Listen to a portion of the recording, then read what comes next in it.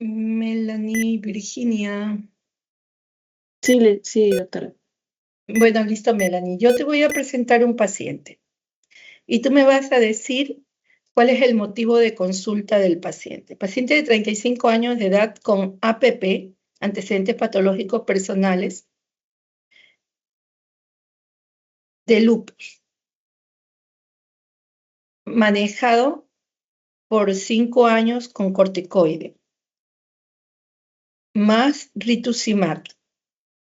Al momento llega a la consulta de la emergencia con dificultad para respirar, con tos seca, y refiere haber tenido un cuadro prodrómico de más o menos 15 días de rinorrea, de fiebre de 38.5 grados centígrados, pero que con los medios antitérmicos y con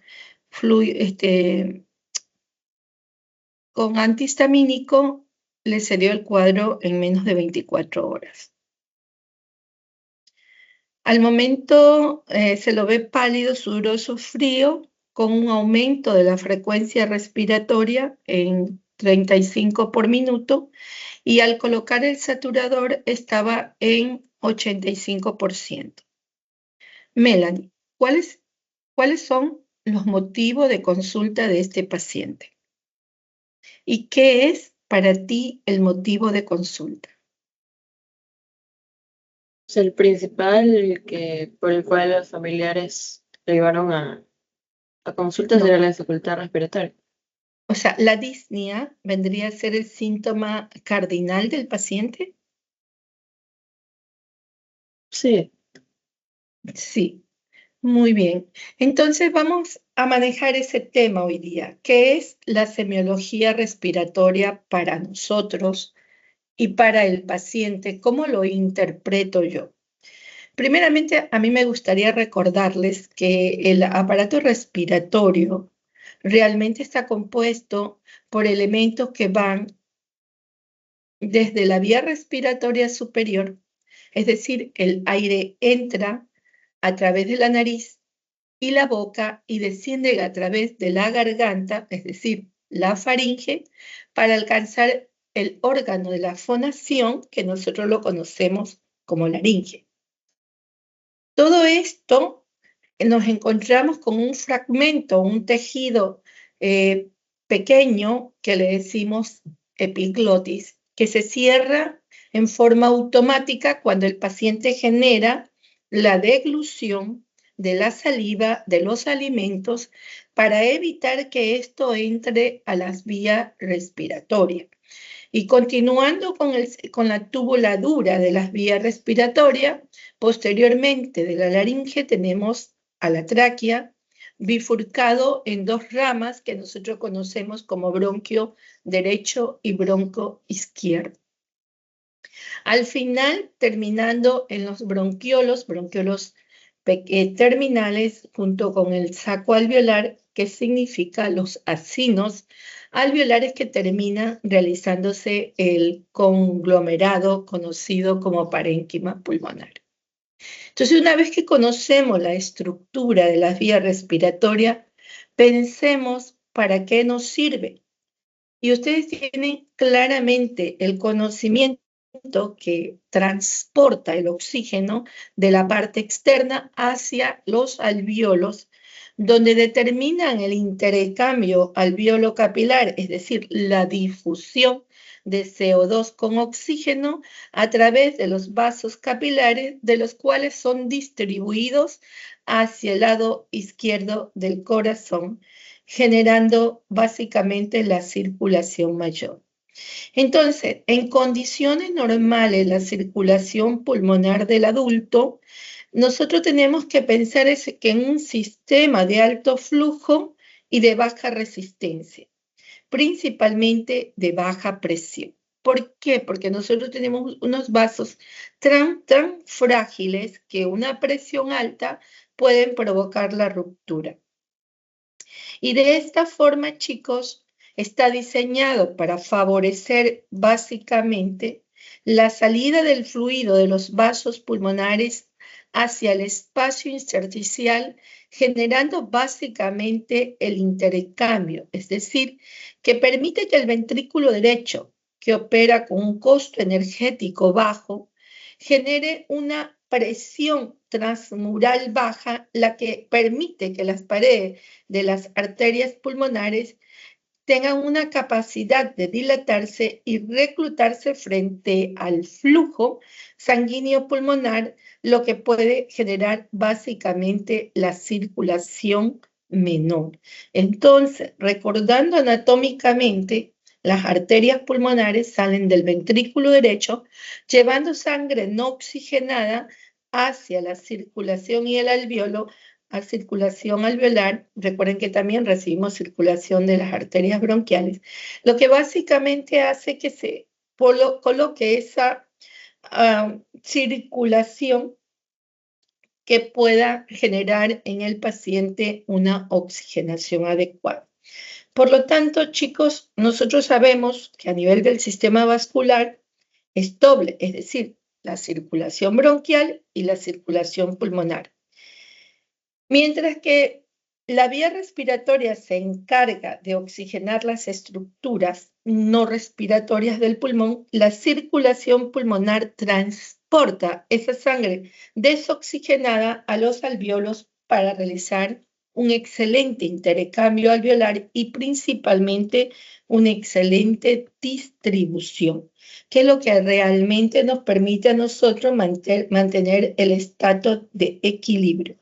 Pero ¿qué es lo que nosotros tenemos que mirar en estos vasos? Y allí es donde tenemos que trabajar con las patologías que probablemente me alteren esta normal circulación y generen unos shunt que puedan provocar que la circulación de la sangre oxigenada de la no oxigenada vaya a mezclarse y provocar esto. Entonces nosotros tenemos que mirar desde el punto de vista anátomo-histológico que existen tres tipos de arterias. La arteria elástica, que está dada por la arteria pulmonar común. La arteria muscular, que comprende a las arterias con la lámina elástica interna y externa. Y a las arterias de pequeños calibres con un diámetro menor de 100 microunidades.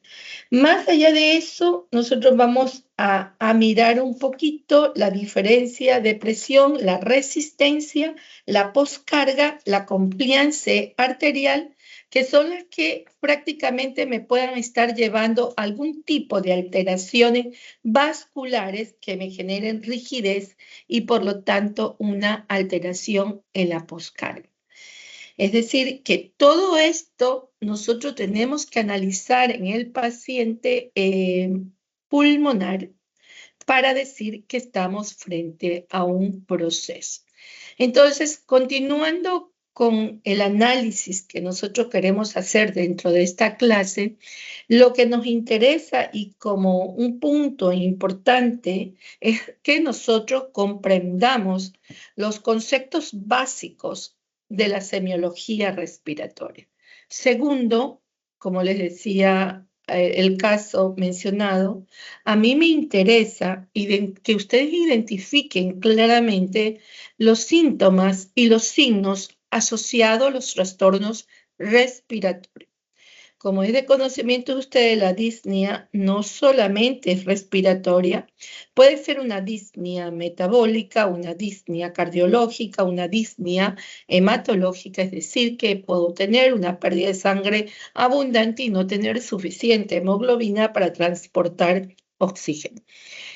Y lo más interesante, ¿con qué técnicas o herramientas yo voy a contar para poder diagnosticar adecuadamente a mi paciente? Como les decía, ¿qué nos interesa reconocer siempre es qué hace el pulmón? O sea, ¿qué es lo normal? ¿Cuál es la función del pulmón? Y dentro de la función, como les decía, la más importante e interesante es la difusión, el transporte adecuadamente de oxígeno y CO2. Yo entro oxígeno, pero al mismo tiempo mi pulmón lo tiene que sacar. Entonces yo puedo tener una disnea. En el caso que les presentaba, es un paciente con lupus Es un paciente ya manejado con corticoides, un paciente que se ha enfrentado probablemente a una alteración de precarga, poscarga por alteración vascular, porque el lupus es una enfermedad vascular. Por lo tanto, yo puedo tener un componente vascular o fibrótico dentro del problema del paciente. ¿Qué nos interesa también? Mirar de pronto mi enfermedad sí debuta con un problema respiratorio, pero sucede que yo tuve un accidente cerebrovascular o tuve un trauma cráneoencefálico donde tengo un centro que nosotros le llamamos centro respiratorio en el bulbo y la protuberancia que puede haber estado alterado o que pueda estar relacionado con los quimiorreceptores, provocando prácticamente en el paciente retención de CO2, alteración del pH y probablemente una hipoxemia causa cerebral. Si hablamos un poquito para qué me sirve el pulmón, yo les digo que el pulmón tiene una facultad importante de que actúa como un filtro de partículas donde vamos a tener biológicas, siempre vamos a tener la capacidad de atrapar microémbolos que provienen del paso de la circulación sistémica. O sea, que tenemos una bondad propia en segundos dentro del pulmón la que pueda estar provocando todo esto. Entonces, chicos, si nosotros hablamos de las presiones o de la circulación que permite una buena perfusión, para que exista un excelente cambio o intercambio, hablamos de fisiología.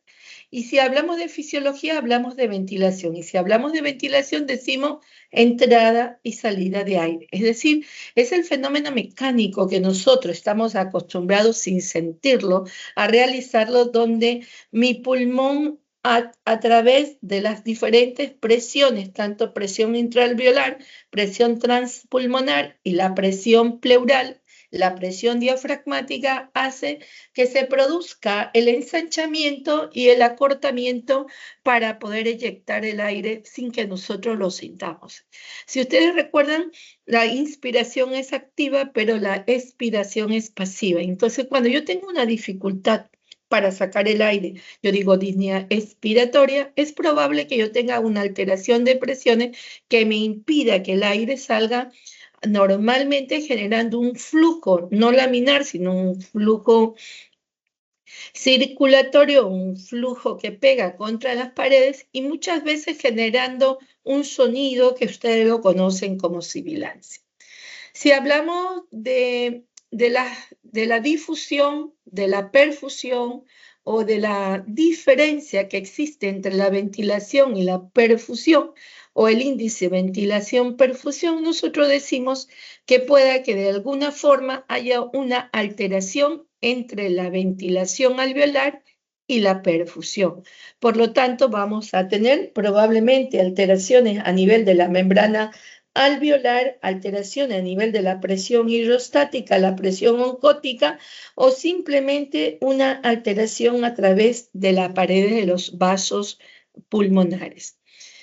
Entonces, ventilación pulmonar, para que nos quede claro, es el fenómeno mecánico que hace que el pulmón renueve el aire a nivel de la parte alveolar, y que es cíclica y que es automática y que no necesitamos de tantos elementos, sino de una buena función del pulmón. Y entonces aclaramos perfectamente que yo necesito una vía respiratoria, necesito una caja torácica que actúa como protector y motor de la ventilación y necesito los pulmones para que se amplíen adecuadamente y llegue suficiente sangre y aire dentro del alveolo con muchas veces sin motilidad propia.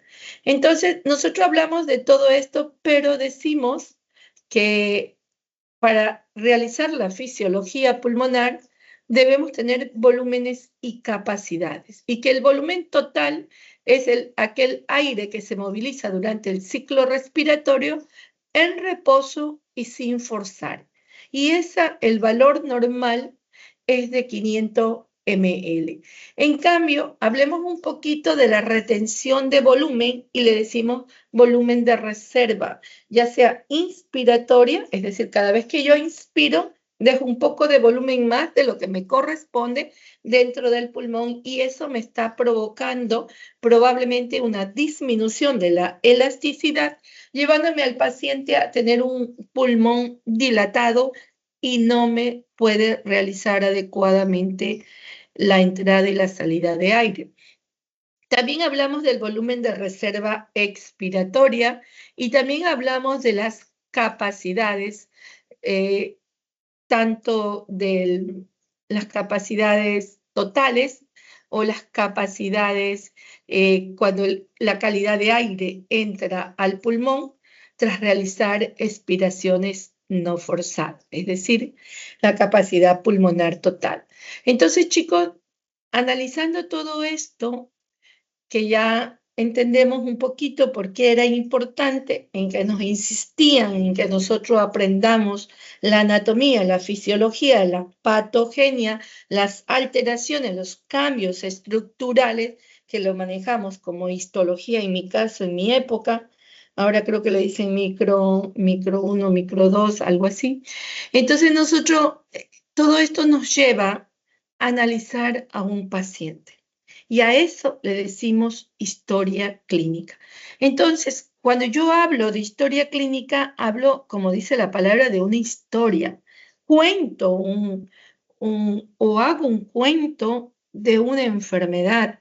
Le pregunto al paciente cuándo empezó, cómo empezó, cuando empezó, qué estaba haciendo, qué lo acompañó, qué fue lo que le produjo dentro de la respiración, lo que le estaba pasando. Dígame, ¿cómo empezó a toser? ¿Se acompañó o no se acompañó de moco? ¿El moco tenía un color blanco, transparente, chicloso, o era espeso, era adherente, tenía pintitas de sangre? Y nosotros tenemos que hacer una historia de lo que el paciente nos está indicando un motivo de consulta. Pero esta historia respiratoria, chico, siempre vamos a interrogar 3 momentos importantes. Si esto que me está contando ahorita ya se repitió anteriormente. Entonces hablamos de episodios previos similares.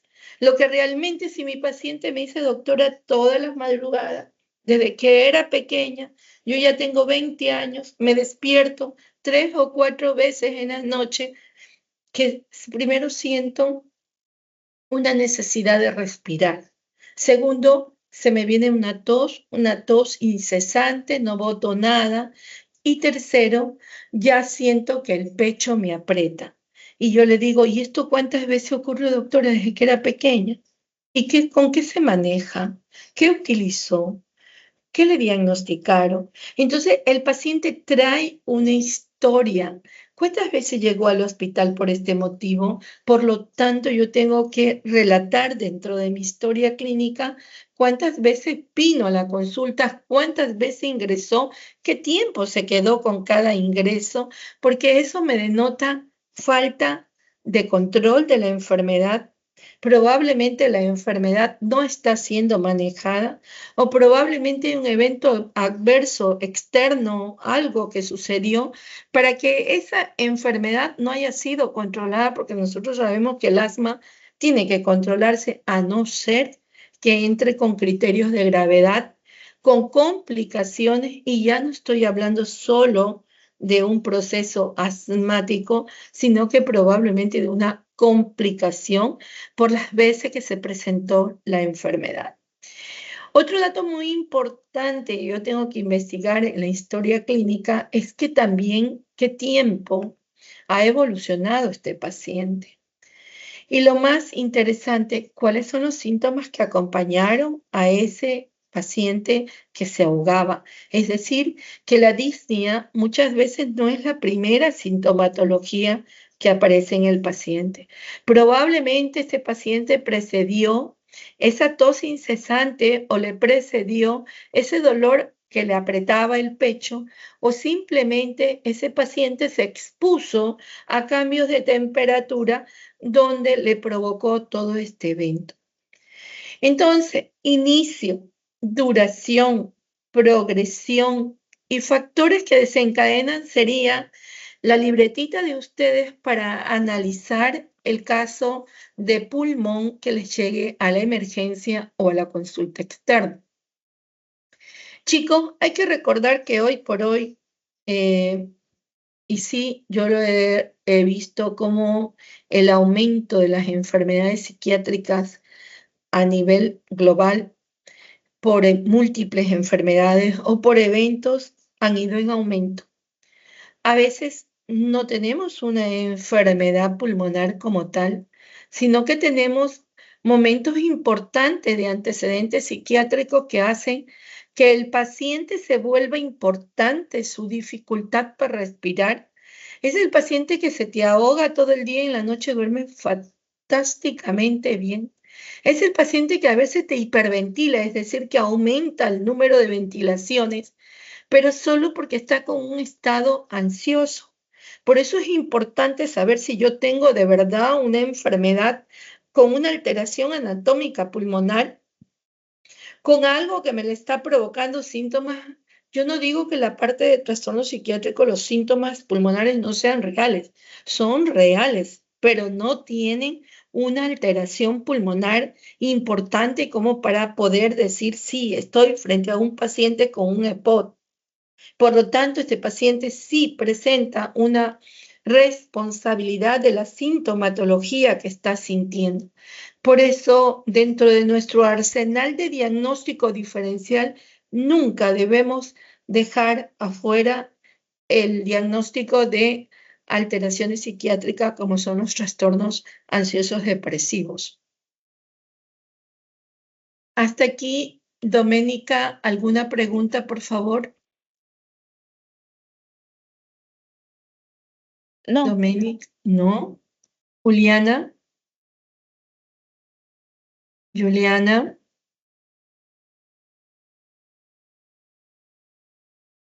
Juliana Narváez, creo que es. Juliana, Mande, doctora. hasta aquí la historia que te estaba contando. ¿Alguna pregunta? No. ¿No? ¿Seguro, Juliana? Verás que yo voy a tomar un quiz. Luis, Luis, que tuviste desde el inicio, fuiste el primero en abrir la pantalla.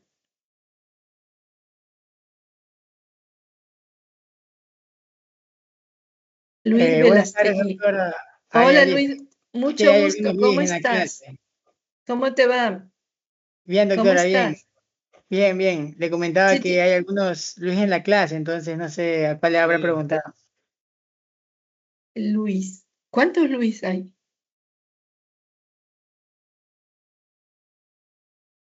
Luis, déjame buscar cuántos Luis tengo. Luis Santiago, no, a Luis Santiago Velastegui. Fue el primero que estuvo en mi clase.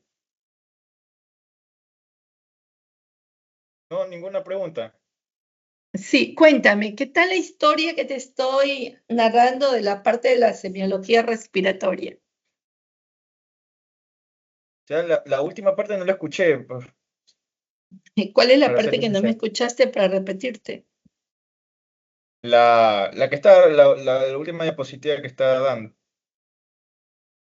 Que me fue un momento. Ya, mira Luis, yo voy a repetírtelo, pero por favor no te me vayas un momento. Ya. Yo les decía que para nosotros es muy importante cuando un paciente nos llega a la consulta revisar si tienen episodios similares, es decir, una historia de cronicidad, que esos eventos que nos están describiendo ahora ya han venido otras guardias o otros años presentándose a la emergencia, o sea, no es la primera vez. Y eso a mí me indica de que ya es una enfermedad crónica que el paciente tiene. Segundo, y un dato muy importante es que a mí me interesaba saber cuántas veces se había hospitalizado y qué tiempo estuvo, porque eso a mí me denota gravedad del caso. Y cada vez el paciente se queda más días hospitalizado. Eso significa que yo estoy perdiendo el control de la enfermedad, que probablemente hay otros eventos que hacen que esta enfermedad se vuelva más tiempo manejarlo dentro del hospital y eso no nos conviene. Peor con paciente de más edad porque va a salir con una infección intrahospitalaria. Por último, yo te decía que para nosotros es muy importante investigarle a la sintomatología pulmonar, siempre y cuando cómo empezó, porque empezó, qué tiempo duró, si hay algún factor que me hizo que se presente de nuevo, que le llamamos nosotros, lo identificamos como factores desencadenantes.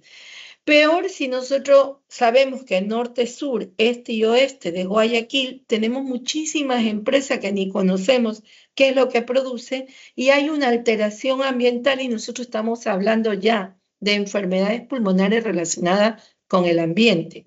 Segundo punto y muy importante, las enfermedades pulmonares ya resultan del trabajo diario de un individuo.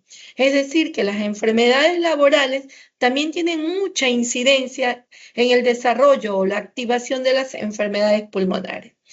Y por último, Luis, algo que yo no puedo dejar a un lado son los trastornos psiquiátricos que están presentando últimamente, es decir, ansiedad y depresión, que muchas veces nos llevan a simular sintomatologías respiratorias, generando incluso pacientes con hiperventilación y provocando alteraciones muchas veces de la pérdida del CO2. Es decir, que puedo complementar que en realidad yo no tengo un daño a nivel de la estructura, pero la parte emocional hace que yo pierda CO2 en el paciente y puedo tener eventos provocados por esa hipocapnia.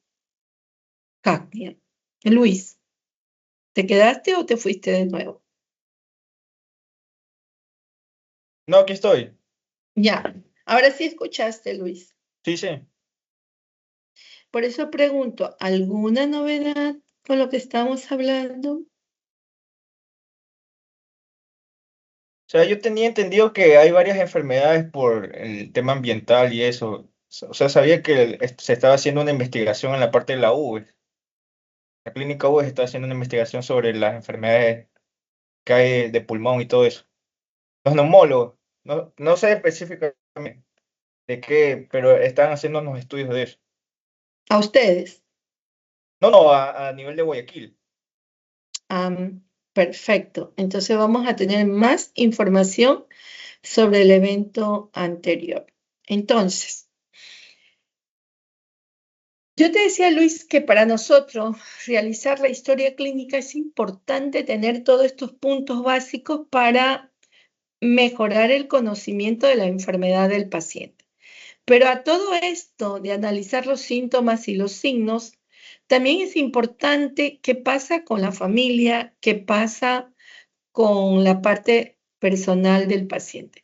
Y si hablamos de la familia, chicos, siempre vamos a mirar si de pronto alguien en la familia no tiene la misma enfermedad que está presentando actualmente el paciente.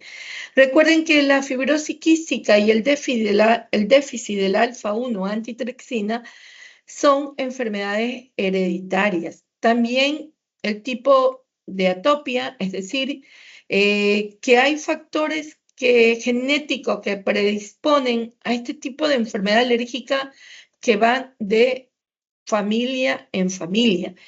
Y lo que más nos interesa, hemos llegado a colocar a las enfermedades infecciosas dentro de un grupo familiar como son la de fácil transmisión, la tuberculosis.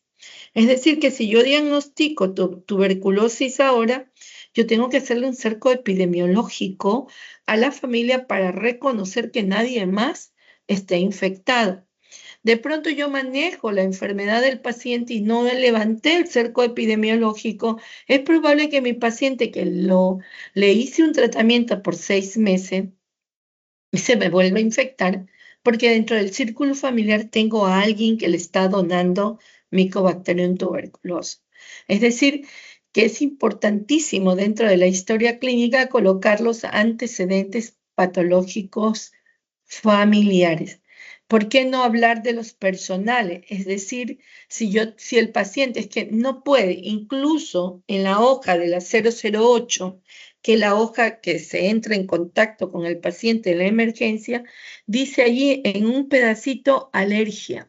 Es importantísimo investigar al paciente si tiene alergia de algún medicamento o algún alimento que pueda estar provocando la enfermedad.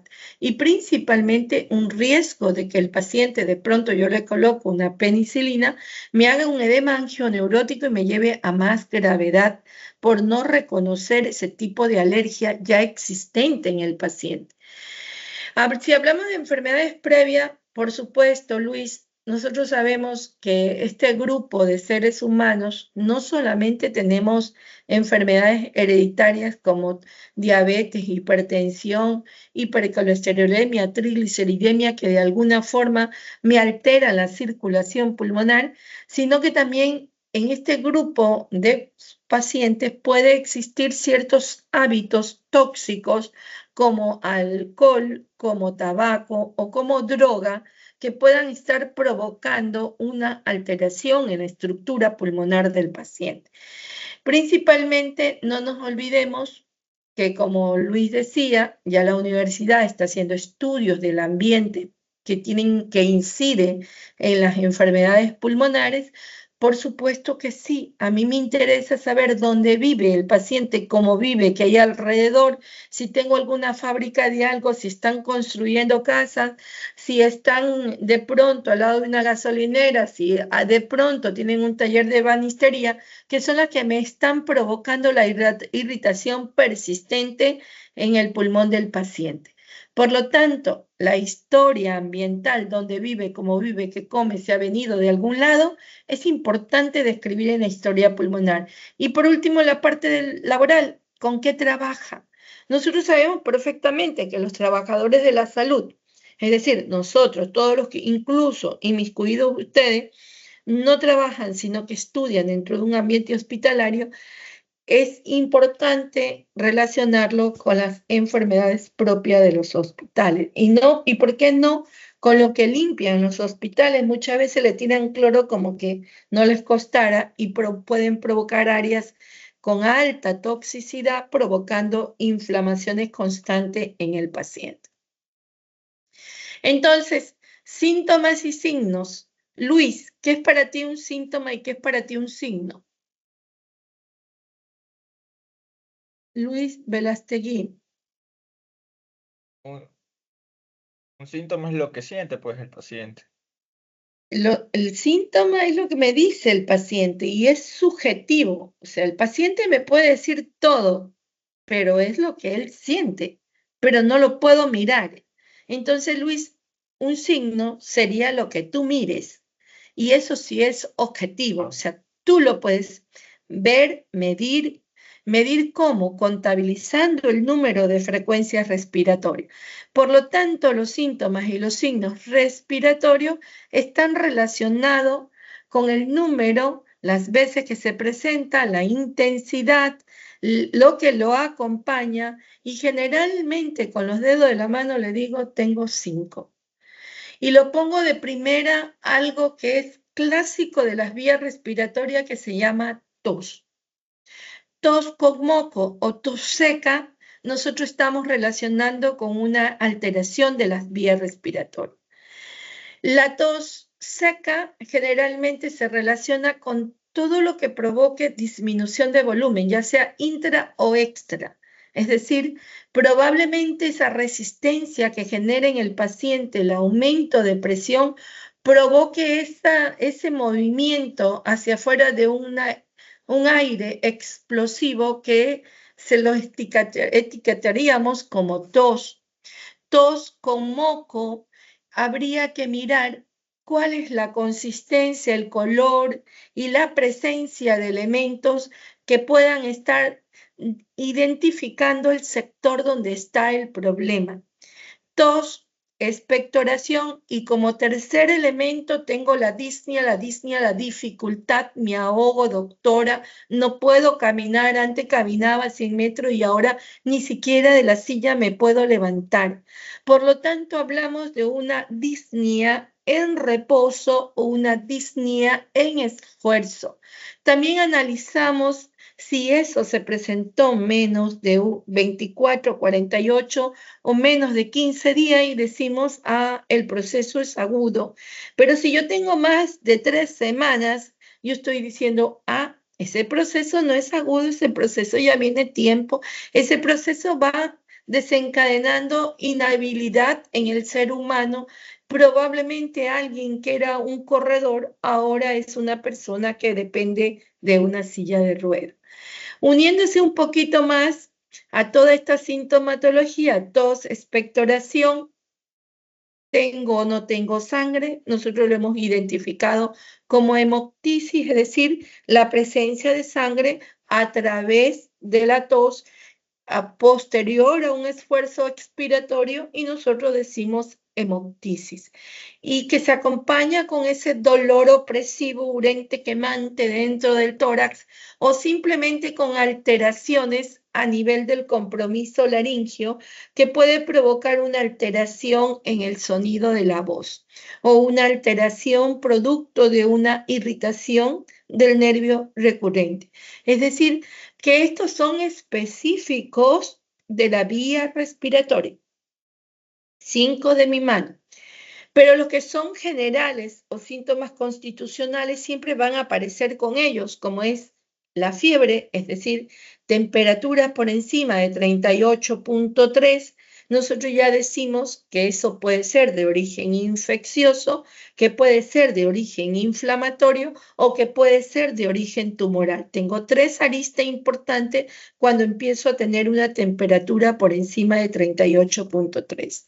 Otro dato muy importante y que eso conlleva tiempo, no es inmediatamente, es la pérdida de peso. Es decir, es el paciente que tú estás viendo que poco a poco, a pesar de su alimentación, va disminuyendo el peso, disminuyendo la masa, incluso puede llegar hasta no quedarle la ropa. Es lo que me dice, doctora, yo como, pero mire cómo está mi ropa.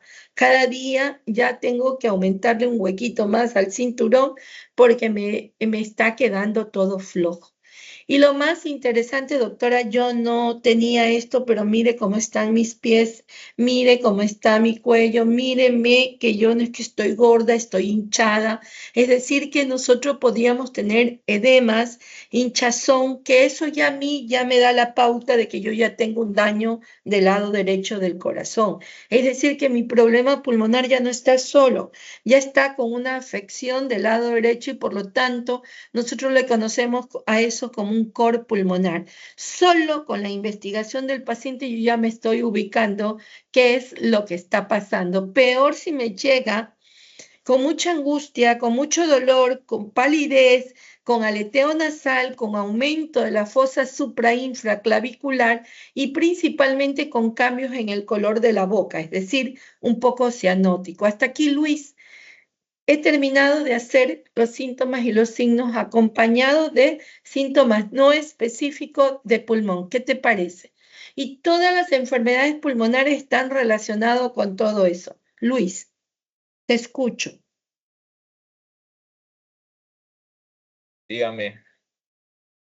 Te escucho, Luis. ¿Qué tal? Sí, le estoy escuchando. ¿Qué tal Sí, de ¿qué de los tal? signos y signos? ¿Cómo vas viendo cómo analizamos a las enfermedades pulmonares?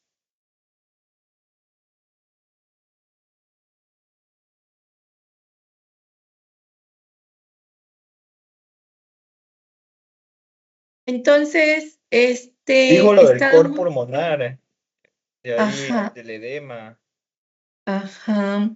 Entonces, No sabía el edema. le dimos un caso a Melania. ¿Te acuerdas del caso, Melania? Sí, un paciente que había dado con enfermedad respiratoria. Listo, ahora sí que ya tenemos los síntomas y los signos. Dime, motivo de consulta de ese caso. Síntomas y signos. Motivo de consulta solo se menciona los síntomas y los signos. Melanie, del caso que hablamos. Bueno, el signo que más salía la disnea que el paciente presentaba. Tenía un síntoma. El paciente me dice, me ahogo. No puedo más, doctora. Ya no puedo respirar. Pero ¿qué era lo que llamaba la atención en el paciente? ¿Te acuerdas? Te dije, estaba pálido, sudoroso, frío y saturaba 85%. Si saturaba 85%, chicos, esa persona estaba la Disney, presión sí. arterial de oxígeno por debajo de 60. Ah, Estaba en un estado de insuficiencia respiratoria. ¿Quién me habló, Luis? ¿Me sí, estás hablando, Luis? sí, tiene bradignia, 97 siempre. No es la saturación normal, La creo. saturación estaba en 85% y estaba Ya está. respirando rápido. Pero no, la saturación no es 97 entre 97 y 100. 85% está la saturación. Recuerda que tiene que estar por encima del 95%. Ah, ya. 85%, Luis, está rebaja. Ya está con una hipoxemia. Y si yo tengo una hipoxemia, mi paciente está en un estado de insuficiencia respiratoria tipo 1, porque solo tengo el valor de la saturación. Pero, como yo le decía, está pálido, sudoroso, frío. Eso seguramente ya no tengo un grado de insuficiencia respiratoria tipo 1, sino tipo 2. Luis, ¿cuándo yo etiqueto una insuficiencia respiratoria tipo 2? Melanie, Luis, los escucho. ¿Cuándo yo digo que tengo una insuficiencia respiratoria tipo 2?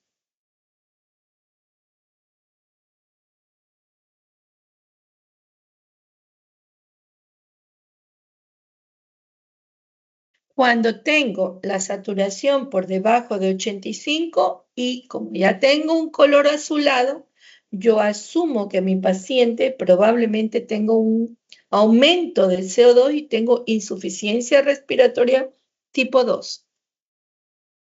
Entonces, síntomas y signos respiratorios, todas las enfermedades pulmonares pueden cursarse con disnea, con tos, con moco, con dolor del pecho y con alteraciones de la voz. Pero, ¿qué es esa sintomatología que yo digo tos? Luis, ¿qué es para ti la tos?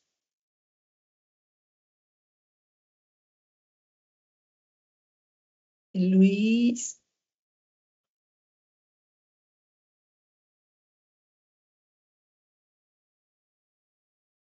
La tos es una expiración explosiva, chicos, y todos vamos a decir, es un mecanismo de defensa del pulmón frente a cualquier elemento que nos llegue a la vía respiratoria. Yo toso porque el moco me cayó en la parte posterior de las vías respiratorias.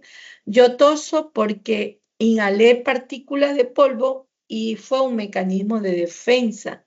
Por lo tanto, la tos es un mecanismo de defensa, pero cuando se vuelve persistente y excesiva y prácticamente no la controlo, yo digo que se considera patológica y por lo tanto debo de encontrarle la causa.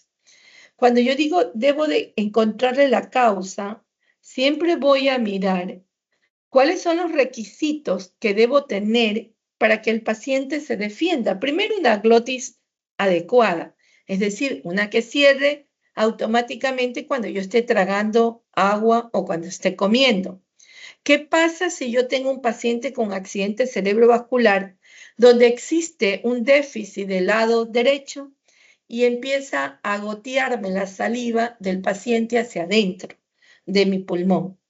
No tengo ese mecanismo de defensa del epiglotis, por lo tanto la tos no va a existir. Ahí vamos a entrar directamente a un proceso de insuficiencia respiratoria. Segundo, para que se produzca la tos como mecanismo de defensa, debemos tener las vías aéreas despejadas y por último, una respiración normal.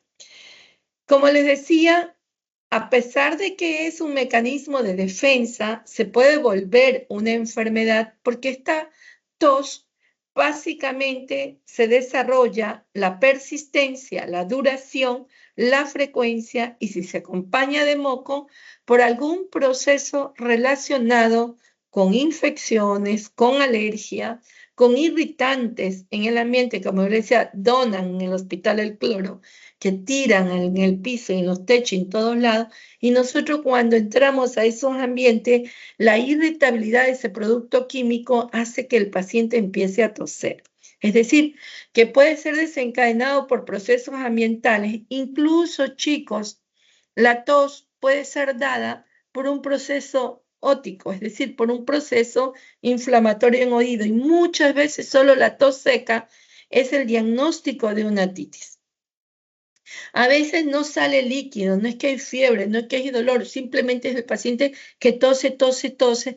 Por eso yo le pido muchas veces al otorrino que me revise oído, que me revise vía respiratoria, para ver si que la tos esa persistente que tiene el paciente no tiene presencia de alguno de estos elementos extrapulmonares. Y algo que se ve muchísimo, chicos, hay personas que te comen hasta tarde y si se comen un arroz con menestra o carne asada, chuleta y todo lo que se puedan meter, empieza el esfínter esofágico inferior a abrirse tarde de la noche y son los pacientes que cuando se acuestan a dormir así todo lleno, hay el reflujo hacia arriba y empieza a toser. Entonces, tenemos que mirar esta tos de los pacientes que puedan estar provocando o asociada a los diferentes eventos. Principalmente miramos la duración. La tos puede ser aguda o crónica, en tiempo, menos de 3 semanas, menos de 3 semanas, esa tos, chico, es viral. Es decir, que puede ser algún virus que está en el ambiente que me está afectando a toda la población de estudiantes provocándome esto. Segundo dato y muy importante, la tos cuando es crónica, yo debo de pensar en alguna enfermedad ya de base del pulmón, provocando prácticamente la presencia de este sonido persistente después de 3 semanas.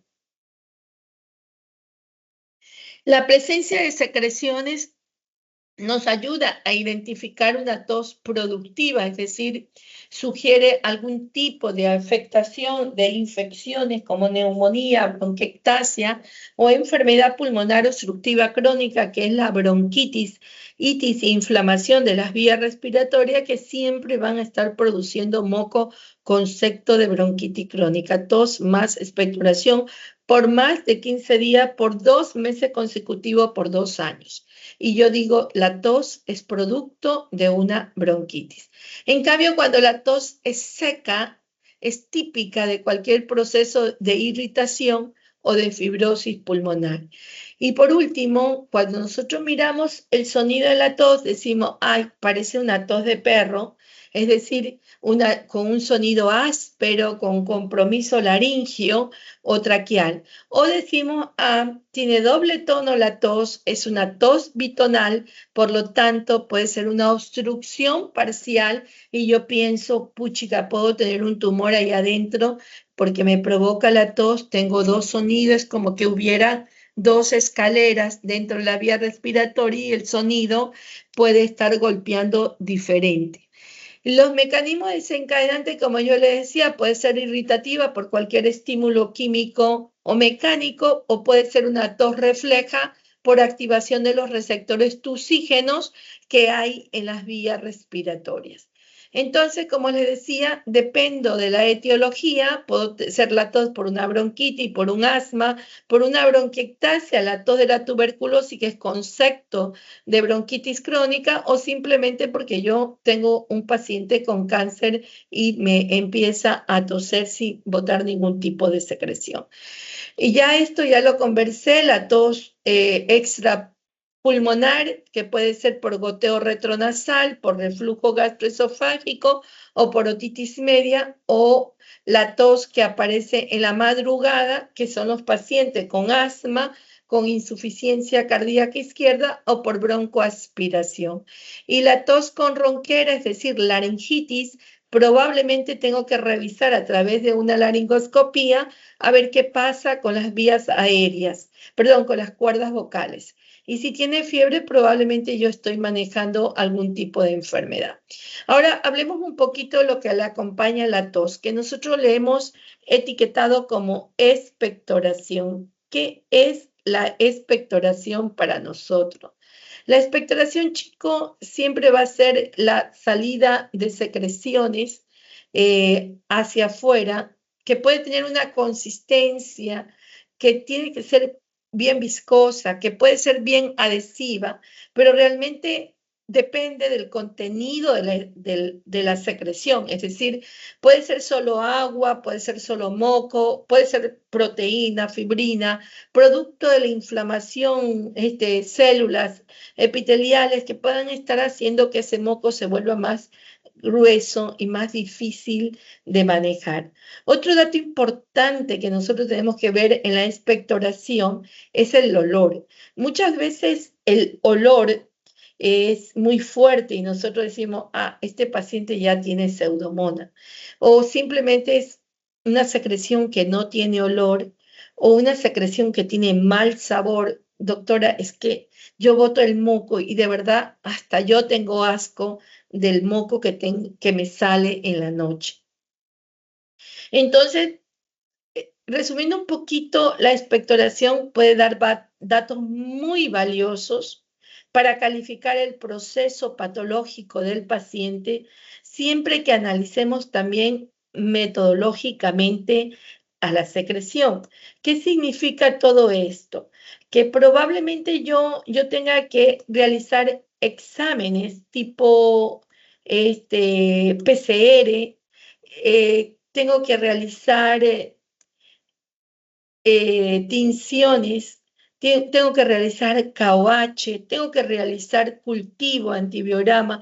Yo no podría dejar de analizar la expectoración del paciente porque esta población que nosotros tenemos es altamente tuberculosa, por lo tanto, el GSPER, la prueba biológica molecular para identificar Mycobacterium tuberculoso, es importantísimo que nosotros no dejemos de hacerla. Es que tratamos de educar a toda la población porque para nosotros es muy importante identificar al tuberculoso activo para detener un poco la multirresistencia que está existiendo actualmente. Pero yo les decía que nosotros dependíamos de un color, es decir, el paciente puede tener una secreción blanca transparente, y decimos moco. El paciente puede tener un moco jarumbroso, es decir, glóbulos rojos destruidos provenientes de algún foco de hepatización de una neumonía. El paciente puede tener el esputo purulento, eso es por la presencia de pronto de glóbulos blancos destruidos, pero también puede tener un color verdínico, que es el pigmento de la pseudomona, puede tener un color café oscuro, que puede deberse a algún proceso de destrucción necrótica dentro del pulmón, o puede ser rosado la secreción, donde nosotros decimos que es por sobrecarga o edema agudo de pulmón. Pero también tenemos un dato muy importante que es la tercera sintomatología, tos, expectoración, hemoptisis. ¿Qué es hemoptisis para nosotros? Es la expulsión de sangre por la boca procedente del aparato respiratorio a nivel subglótico. ¿Cómo debemos confirmar que el origen es de pulmón y diferenciarlo de la salida de sangre que también puede venir del estómago? Es decir, que lo del estómago puede preceder de náusea, puede tener resto alimenticio, puede ser más cantidad, porque la hemoptisis en el pulmón, la sangre que se expulsa entre 24 y 48 horas es más de 600 y esto nos cataloga como gravedad en la enfermedad pulmonar y también puede ser una causa frecuente de un paciente con algún tipo de alteración de cáncer o de tuberculosis o de neumonía o de bronquitis. Es decir, que lo que más nos interesa es ver el patrón de aparición del sangrado. Otro dato importante que nos interesa es si es recurrente o no. Tercero, ¿qué nos interesa averiguar en la hemoptisis? ¿Cuánto bota? Porque si es en poca cantidad es esputo con pintas de sangre. Yo no estoy hablando de volumen por encima de 200 o 150, sino que probablemente de vasos pequeños que se rompieron por un esfuerzo o un sobreesfuerzo, por una extensión de la tos. Es decir, que a nosotros nos interesa averiguar la cantidad, la frecuencia, la presencia de todo eso. Cantidad, volumen, enfermedades y las causas, muy importantes. El cuarto motivo de consulta es la disnea. Uno de los motivos más frecuentes que llegan al hospital, porque yo puedo estar tosiendo, botando moco, me aplaco con un jarabe, no voy al hospital. Pero si me falta el aire, téngalo por seguro que nosotros lo tenemos en la consulta o en la emergencia. Es decir, que esto cambia el criterio de manejo de un paciente en la consulta, en la casa o en el hospital. Nosotros vemos que en la disnea tenemos que mirar qué tipo de respiración tiene el paciente, que es muy importante. Nos interesa ver qué ritmo tiene el paciente y nos interesa ver qué frecuencia tiene el paciente. Es decir, que la disnea para nosotros debe ser un motivo de análisis muy insistente dentro de la valoración del paciente. ¿Cuántos tipos de disnea yo conozco? ¿Qué es lo que yo voy a encontrar en el paciente? ¿Qué es lo que voy a analizar? Primero, me interesa su forma de presentación, es decir, si es aguda, subaguda o es crónica. ¿Cómo lo mido? Debo mirar si fue inmediatamente lo que en forma abrupta, lo que apareció en el paciente, la necesidad de aire. Y eso a mí me da la pauta de que 3 cosas pueden estar pasando si mi paciente estaba todo bien y me dice, doctora, me ahogo, doctora, me muero, ayúdeme. Probablemente lo que yo estoy teniendo es una insuficiencia cardíaca izquierda, segundo, un tromboembolismo pulmonar y tercero, un neumotórax, que de pronto no tenía origen y hablamos de un neumotórax espontáneo masivo. Es decir, que esta disnea puede ser un motivo para que un paciente vaya a una unidad de cuidados intensivos. Una de las causas para ingresar a la unidad de cuidados intensivos se llama insuficiencia respiratoria abrupta. Segundo, si es crónica, es probable que esa sed de aire haya ido evolucionando poco a poco y mi paciente tiene más o menos 3 meses de evolución. Es decir, que aquí sí yo no lo necesito llevarlo a un hospital y probablemente yo lo pueda manejar en una consulta externa o en un estudio ambulatorio, iniciar el despistaje de por qué mi paciente empieza a tener la disnea, la dificultad para hacer sus cosas, la dificultad para subir las escaleras, la dificultad para poder desplazarse a más de 100 metros. Y por lo tanto, si es una disnea de más de 3 meses, mi pensamiento y mi diagnóstico debe ir encaminado a una enfermedad pulmonar obstructiva crónica, que nosotros llamamos EPOT, a una enfermedad pulmonar intersticial difusa o alguna otra enfermedad de origen de falla cardíaca. Ahora, si pensamos en la forma de instauración, puede ser lenta y gradual, que es EPOT, o puede ser brusca y paroxística, que yo tengo que estar pensando en un tromboembolismo pulmonar. ¿En qué forma aparece? Si es de origen nocturno, eso se llama asma, insuficiencia cardíaca congestiva o reflujo gastroesofágico. 3 diagnósticos si mi disnea me aparece en la noche. Si me aparece en el trabajo, se llama asma ocupacional. Si me aparece durante el ejercicio, eso se llama hipertensión pulmonar. Miren, chicos, cómo poco a poco yo les voy ya diagnosticando enfermedades solo con la situación de la disnea. También puede aparecer en un esfuerzo, como les decía, puede ser una disnea de grandes, pequeños o medianos esfuerzos y decimos una disnea de esfuerzo. O una disnea de reposo es una disnea permanente o una disnea de ortopnea donde la disnea, o sea, la falta o sed de aire, se alivia cuando el paciente se sienta, o es decir, colocarse en una posición erecta, o simplemente una disnea. Ok, encontré esto en internet. O una disnea, ¿cómo se llama? Tengo el teléfono cerca y se activa. O una disnea que se alivia o no, o que se tiene que acostar para aliviar la disnea que estaba en posición parada, o una disnea que se tiene que prácticamente sentarse cuando está durmiendo y nosotros le llamamos disnea paroxística nocturna. La ortopnea y la disnea paroxística nocturna a mí ya me da la pauta de que tengo un daño o falla del lado derecho del corazón. Listo, chicos, hasta aquí está claro la disnea, Luis. Luis.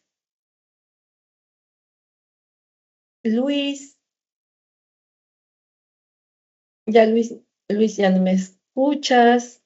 Luis Tuárez. Solo me manda la mano. Le escucho. Sí, doctora. Luis Tuárez, ¿sí viste? Luis Tuárez, ¿sí me estás escuchando, Luis? Sí, doctora. Si ves cómo solo con investigar la forma en cómo aparece, el tiempo de duración, si estaba sentado o parado, yo ya tengo diagnósticos. Luis. Claro, doctora, sí, todo eso es importante preguntar al paciente.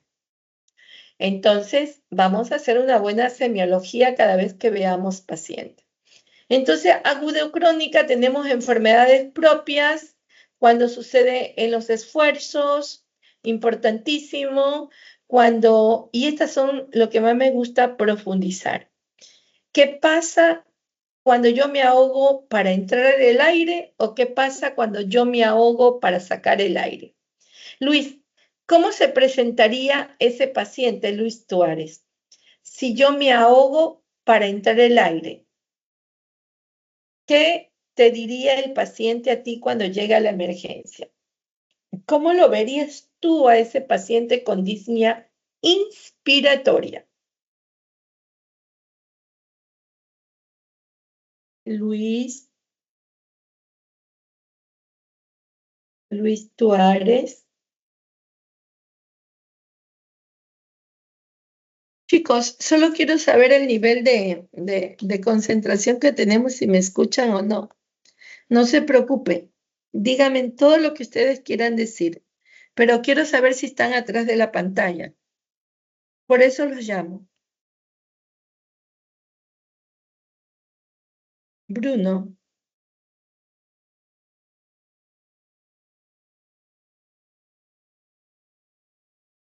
¿Sí, doctora? Bruno, mi pregunta era, en la parte de la disnea inspiratoria, ¿cómo se presentaría a tu emergencia ese paciente? Disnea inspiratoria, es decir, sed de aire para entrar el aire. O sea, que no puede respirar, básicamente. No entra volumen, no entra Claro. aire. ¿Cómo estaría tu paciente? No le entra nada de aire. Ahogado, prácticamente. Ahogado. ¿Pero dónde puede estar el problema para que ese paciente esté ahogado, Bruno? Si es inspiratoria.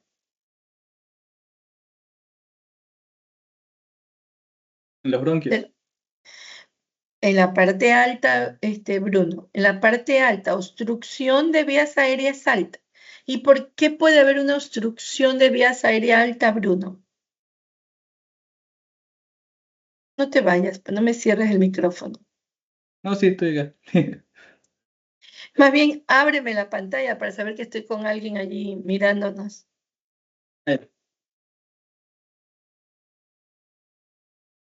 Bien, Bruno. Sí, un muchachito. A ver, Bruno, muchachito. Tú me dices que es la entrada de aire. Perfecto. ¿Estás en la universidad? No, estoy en mi casa. Ah, ya, porque parece el techo de la parte última de la... Ya, Ah, entonces entra ¿cómo se llama? No puede entrar el aire. Listo, tú dijiste, se ahoga. Perfecto. Como no puede entrar el aire, el problema puede estar a nivel de las cuerdas vocales. Y eso es una emergencia médica. ¿Qué significa emergencia médica? O le abres la boca y le metes un tubo hasta que pueda respirar bien o el paciente se te muere. Entonces nosotros tenemos que mirar que este paciente no solamente te va a decir que no puede entrar el aire, sino que va a generar un sonido que se llama estridor laringio. Tú vas a ver a ese paciente, por eso te digo, ¿cómo te llega la emergencia? Vas a ver a ese paciente que como no puede entrar el aire, va a haber hundimiento de la fosa suprainfraclavicular, va a haber tiraje intercostal, va a haber aleteo y tú le vas a ver un verdadero cuadro dramático en ese paciente. Disnea inspiratoria alta, edema angioneurótico. Capaz que se comió un par de camarones o un par de cangrejos e hizo una reacción alérgica con edema angioneurótico y cerró la glotis, cerró las cuerdas vocales. Y si tú no le pones un tubo rápidamente, pierdes al paciente, a no ser que le hagas traqueostomía. Mira cuán importante es saber sonidos. Ese paciente que tiene estridor laringio es alto. Por lo tanto, no voy a estar poniendo un estetoscopio. Abra la boca, ponga un tubo hasta que pase el evento y podamos diagnosticar adecuadamente. Siempre vamos a tener la tríada, es decir, el sonido, la disnea y el tiraje intercostal. Tríada, tema de examen. Ahí es donde yo me los agarro. Segundo elemento y muy importante, disnea expiratoria. Bruno, expiración, es decir, dificultad para salida del aire. Tengo una disnea expiratoria. ¿Cuál sería la causa? ¿Y cómo bueno, sería el estado del paciente, que es diferente al de inspiratorio? ¿Cuál sería el estado? Es el paciente que entra aire, pero no lo puede retirar. Entonces vas a tener un torantonel, vas a tener un paciente que respira superficialmente y ese es el paciente asmático en crisis. ¿Sí? Entonces, mira, si es un paciente asmático en crisis, el sonido ya no va a ser laringio, sino que va a ser sibilancia. Cuando ustedes tengan sibilancia, eso quiere decir que es una disnea expiratoria por un aumento de la presión intraalveolar, provocando dificultad de la salida. Y por lo tanto, el flujo que era laminar se vuelve turbulento y el paciente tiene ese sonido que lo identificamos como sibilancia.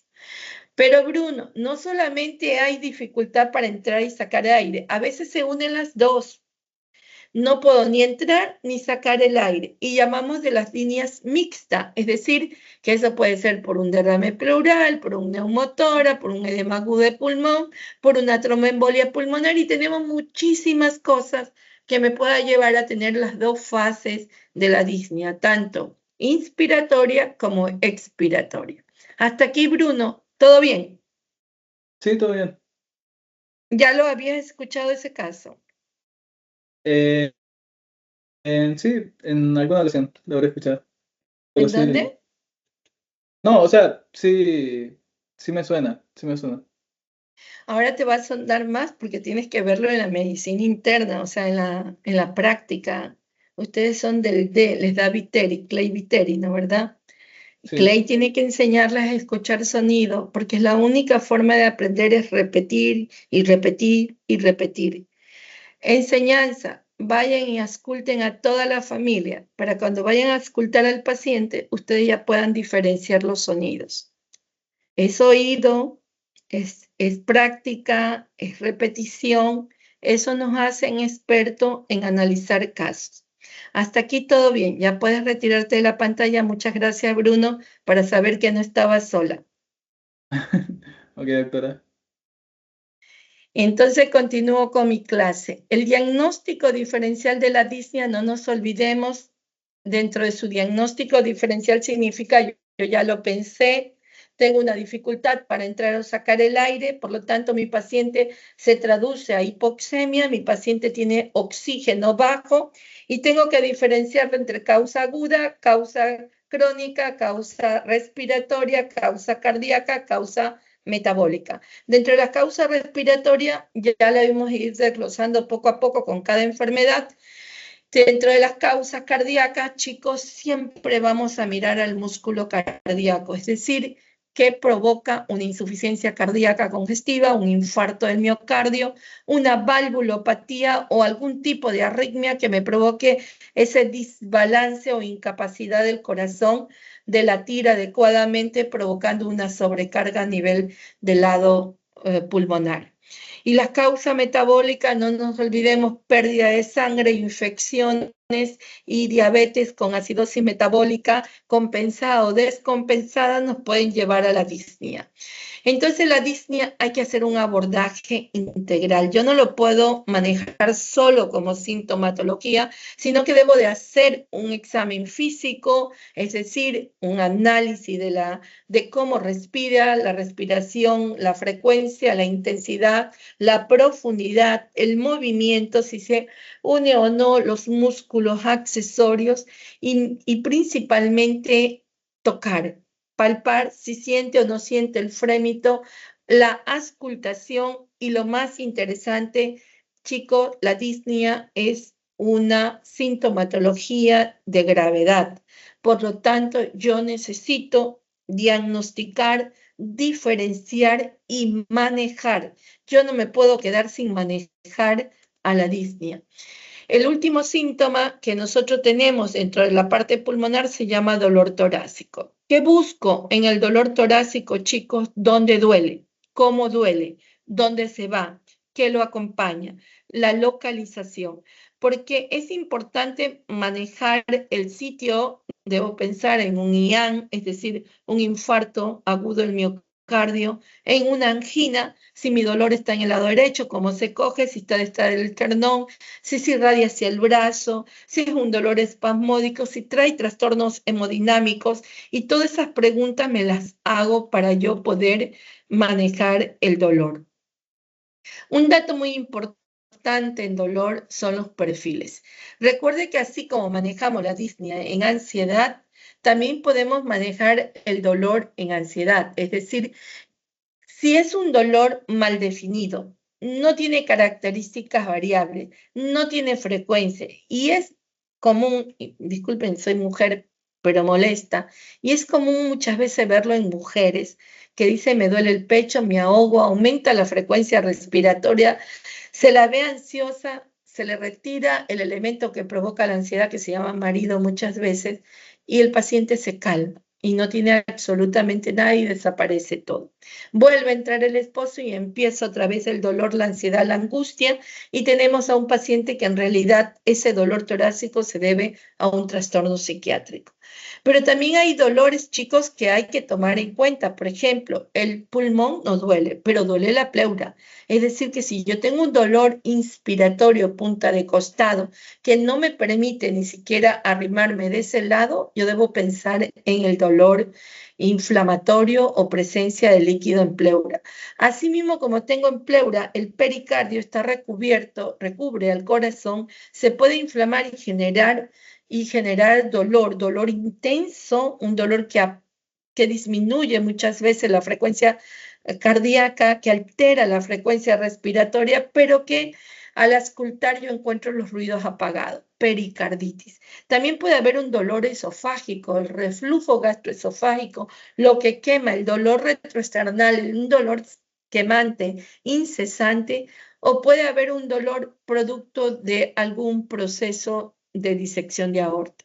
Entonces, miren cómo es tan importante analizar, chicos, el tipo de dolor, si inició, cómo inició, si fue súbito o fue progresivo, si es punzante, si es quemante, puede ser un dolor intercostal, que en realidad no es pulmón, sino una inflamación de los nervios. Entonces, nosotros tenemos que estar prestos a caminar con el paciente para que nos describa adecuadamente dónde es y qué lo agrava o qué lo alivia. Muchas veces hay posiciones donde recogen los pies y se quedan acurrucados y uno dice, A pesar de que el dolor está en el tórax, puede ser un problema de pancreatitis. Recuerde que puede irradiar, está cerca ¿cómo se llama?, del diafragma, y puede irradiar el dolor hacia arriba y confundirnos un poco.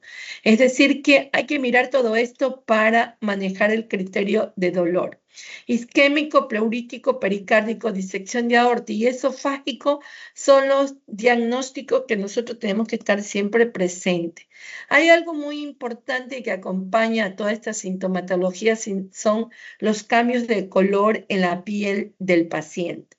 Es decir, el color azulado que nosotros manejamos cuando la hemoglobina glicosilada está por encima de 4 gramos por decilitros, o mayor a 5 como está en la pantalla, ¿no, verdad?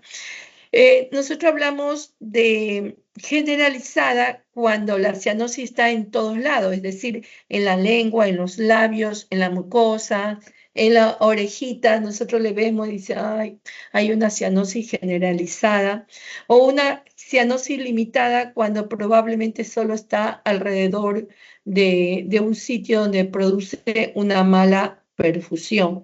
Por eso es importante saber a qué estamos enfrentándonos nosotros. Ahora, si manejamos las características de este dolor, pueda presentar un elemento muy importante, como puede ser mecánico, por una alteración de distribución, o por causas cardíacas, o simplemente causas pulmonares. Entonces, manejamos el diferencial, siempre vamos a ver al paciente un poquito el color alterado, más oscuro de lo normal. Otros síntomas adicionales que tenemos que manejar a nivel del pulmón es el moqueo a través de la nariz, que nosotros le llamamos rinorrea, y eso es a causa muchas veces de alergia o por un patrón irritativo o un patrón viral, o puede ser por una alteración también a nivel de la voz, es decir, se pierde el timbre normal de la voz, o el paciente está sin sonido y decimos afonía, porque hay una alteración a nivel de las cuerdas vocales. O también manejamos como signos adicionales. Mira, yo solamente no es que solo boté por la boca, sino que me sacudí la nariz y empezó a salir sangre por ahí. Y nosotros a eso lo etiquetamos como una epístasis. Recuerden que la epístasis tenemos una área a nivel que se llama el área de Kenselbach. Estos vasitos son muy friables y se pueden romper por un resfrío o simplemente por un trauma o por algún proceso a nivel de la nariz. No es, yo creo que si manejamos ese sitio podríamos controlar la enfermedad. Hay pacientes que en realidad ven sangre y se desesperan, pero realmente eso.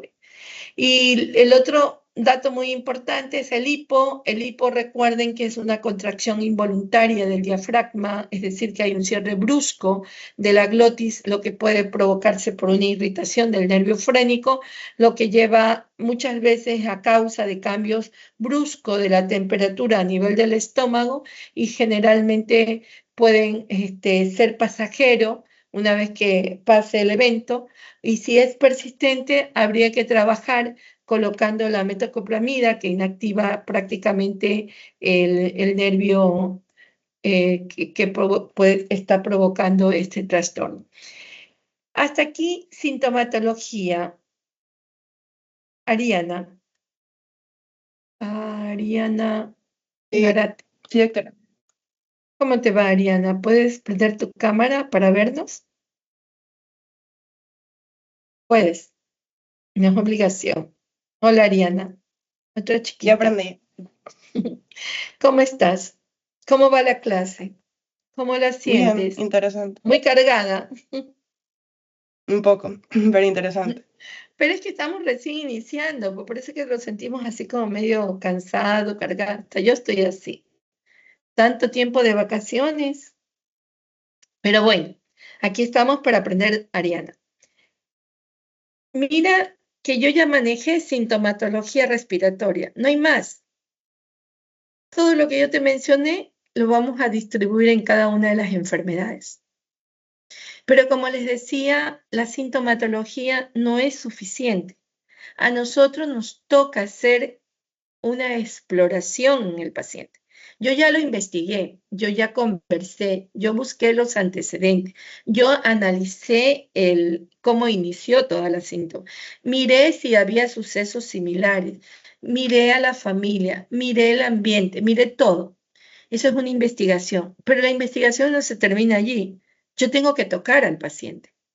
Tengo que mirar cómo respira, tengo que mirar cómo llega a la consulta, si llega acompañado, si alguien lo lleva jalando o si llega en una silla de rueda, porque todo eso me hace ver en la piel. Para mí es muy interesante observar el color de la piel del paciente.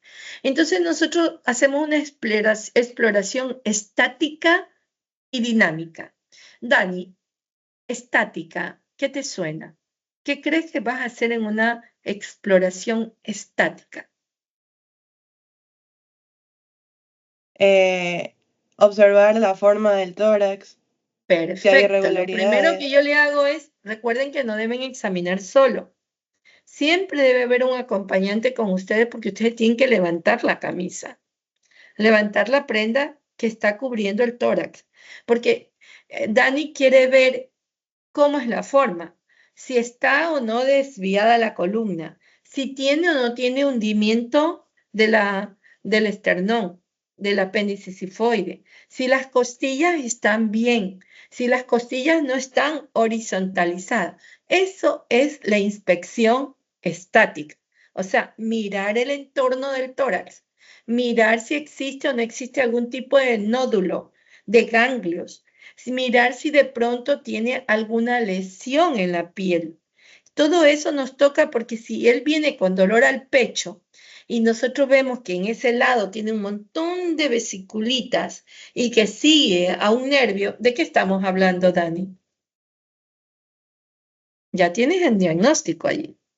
Perdón, no le seguí el hilo.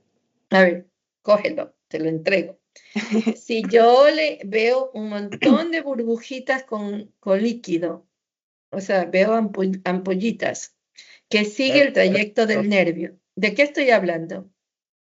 ¿Alguna infección? De herpes.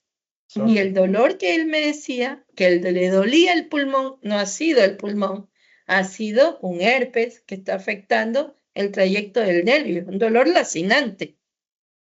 Mira cómo solo con levantar la camisa y observar la vigilancia estática, la inspección, yo ya tengo diagnóstico y no tengo que ir a más. Claro que tengo que auscultar, que tengo que tocar, pero yo ya tengo un diagnóstico con él. Entonces es importante mirar piel, partes blandas, circulación, erupciones, edema, si existe o no existe. Yo tengo que revisar los pies, tengo que revisar las manos, tengo que revisar las uñas, no solamente dirigir el examen físico al tórax. Dani, ¿estamos? ¿Me sigues? Sí, doctora. Perfecto. En cambio, lo dinámico, Dani, yo tengo que mirar cómo respira. ¿Qué miro cómo respira? Frecuencia respiratoria, profundidad, tipo de respiración. ¿Cuál es tu respiración, Dani? Tu mujer. ¿Es costal? Era torácica Costal abdominal. superior. Tóraco abdominal es varón. Entonces, si tú examinas a un varón y estás respirando costal superior, estamos mal. Entonces, si hay o no hay, por eso es que te digo que tenemos que separar entre la revisión y la ventilación. La ventilación, inspiración, expiración. Si tengo una frecuencia normal, la frecuencia normal nuestra siempre va a ser entre 12 a 20 respiraciones por minuto. Dani, si la tienes por encima de 30, ¿qué será? ¿Cómo vas a escribir en la evolución? Taqui, taquipnea. Si tiene por debajo de 12, Bradipnea.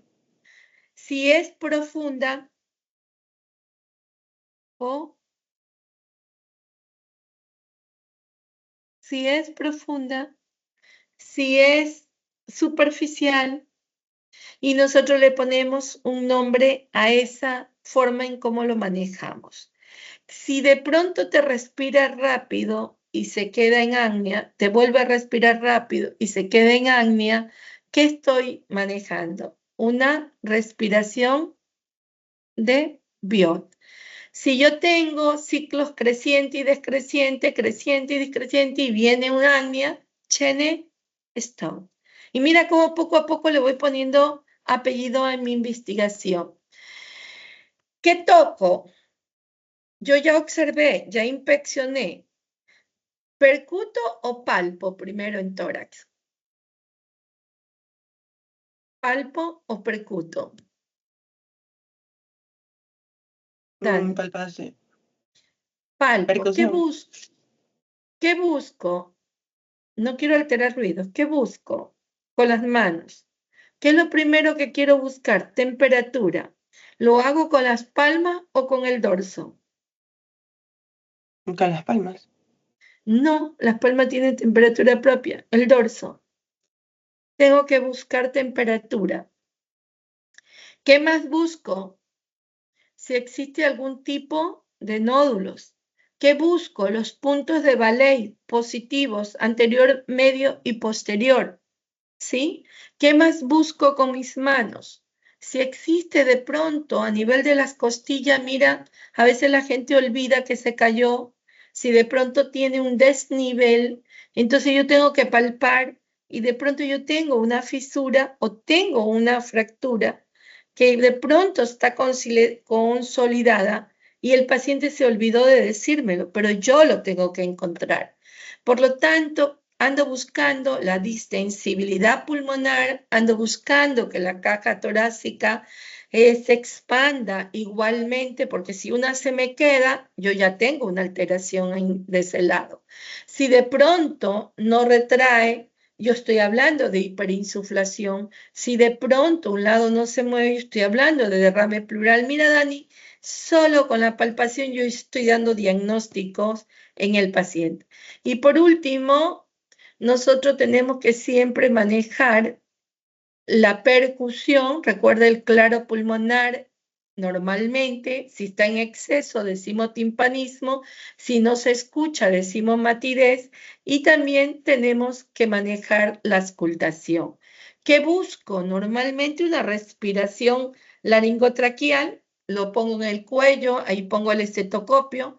Me voy a la parte de en medio, digo murmullo vesicular y respiración, perdón, a nivel de ambos campos pulmonares, y en parte de en medio, respiración broncopulmonar. Y así nosotros hemos hecho la auscultación normal, pero nos queda el pero. Recuerda que tengo que encontrar los estertores secos, que son los roncos y sibilantes, los estertores húmedos, que son los crepitantes y subcrepitantes, y además yo tengo que encontrar si hay soplo tubárico, el roce pleural, el soplo cavernoso y si tengo el soplo anfórico. Es decir, yo debo de encontrar si estoy pensando en una neumonía, en una necrosis, porque la sintomatología ya me está dando. La auscultación es a confirmar mi diagnóstico en la investigación que yo tuve con el paciente. Dani, ¿qué te parece tan florido el examen físico del paciente pulmonar? ¿Lo has hecho, Dani? Sí. ¿Y todo lo que yo estoy hablando sí lo reconoces? O sea, solamente yo creo que se me complica un poco el de identificar si hay soplos. Ya, pero tú ya vas con el pensamiento de, si no encuentro murmullo vesicular, ¿qué puede ser lo que hay ahí de diagnóstico? No lo encuentro. Debo encontrar el murmullo vesicular. No lo encuentro, no está. Y digo, abolición del murmullo vesicular. ¿Cuál es tu diagnóstico? ¿Hay alguna obstrucción? No, una ocupación en el parénquima pulmonar. Algo está pasando en los alvéolos. Puede ser sangre, líquido, pus o una masa, pero algo. No encuentro murmullo. Si no hay murmullo, no hay pulmón. Y si no hay pulmón, puede haber derrame pleural, puede haber un neumotórax, puede haber un hemotórax, y se me vienen los diagnósticos acorde a la sintomatología del paciente. Mira, solo con no encontrar el murmullo vesicular. Una obstrucción, yo tendría una alteración de lo que es los ruidos broncos pulmonares. No escucho nada de un lado, digo atelectasia. Algo pasa allí, yo no escucho la entrada del aire hacia ese sector. Entonces, Danis, el examen físico, la auscultación, manejar los ruidos normales y los patológicos, junto con la auscultación de la voz dentro del pulmón, me está dando un diagnóstico en el paciente. ¿Hasta aquí alguna pregunta, Dani? No, doctora. ¿Está claro? Sí. ¿Está claro cómo nos vamos a calificar? Porque ustedes también me tienen que calificar a mí. Califícame la clase de hoy día.